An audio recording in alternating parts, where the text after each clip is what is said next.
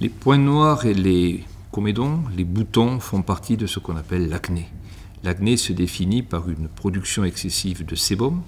Ce sébum est de mauvaise qualité, il est trop abondant, il va se compacter, il va gonfler les glandes sébacées, il va s'oxyder et on va voir apparaître à la surface de la peau des comédons et des microkystes.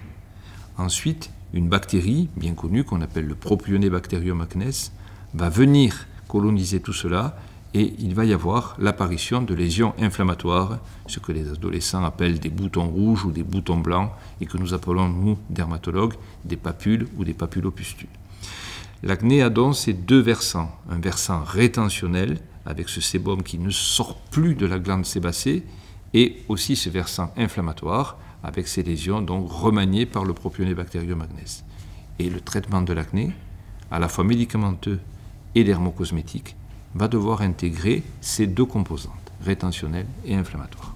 Quand on a une peau acnéique ou à tendance acnéique, il est indispensable d'avoir une approche dermocosmétique, seule ou en complémentarité des médicaments. Cette approche dermocosmétique, elle passe toujours par un nettoyant.